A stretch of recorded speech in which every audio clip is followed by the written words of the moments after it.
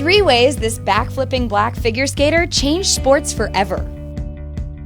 Number 3. She was the first and only female figure skater to do a backflip. French figure skater Surya Bonaly dominated figure skating in the late 80s and 90s by being the first and only woman in the sport to complete a very illegal and dangerous backflip.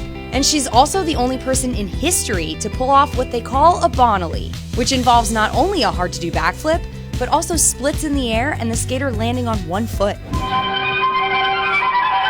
Backflip, totally illegal in competition. She first completed the move on broadcasted television at the 1998 Olympics. It was a last resort after failing to complete her routine due to a leg injury from the day before. Only 3 other figure skaters in history have been able to do the very dangerous backflip, all of them men, by the way, but they all landed on both feet and did not do a split in the air like Bonaly.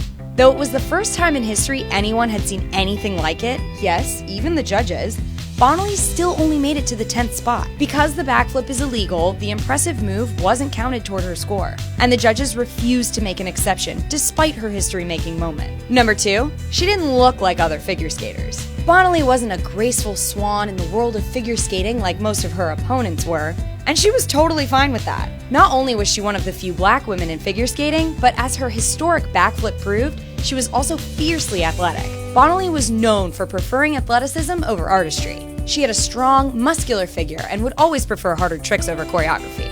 This made her unfavorable with the judges, who claimed that Bonaly's style did not meet the figure skating criteria. But often, there seemed to be an undercurrent of racism and gender expectations to the critiques judges and the media waged against her. Even though she was wonderful and did great performances, she didn't look like the Ice Princess. Former skater, judge, and commentator Sandra Bezic once famously said about Bonaly, "I'd like to see her stop jumping for 6 months and learn to skate." Bezic claimed that Bonaly did not skate like a figure skater because, according to Bezic, the sound of Bonaly's skates on the ice was, quote, scratchy in comparison to other judge favorites like Yuka Sato and Katia Gordieva. Number 3, she was a total rebel. Remember Chaz Michael Michaels from Blades of Glory?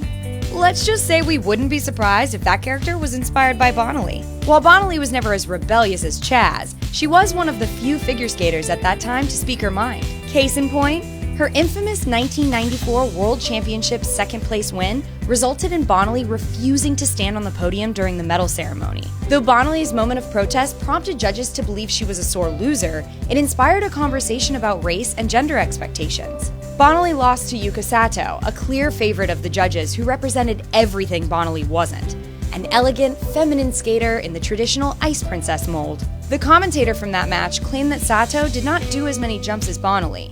Sato won the majority of her points for artistry, while most of Bonaly's points came from jumps and moves. Bonaly, who now coaches in Minnesota, recently told the podcast Radiolab that she does not believe her shaky figure skating career had to do with racism. But she did admit that, when you're black, everybody knows that you have to do better than anyone else who's white. Share if Bonaly was a total badass.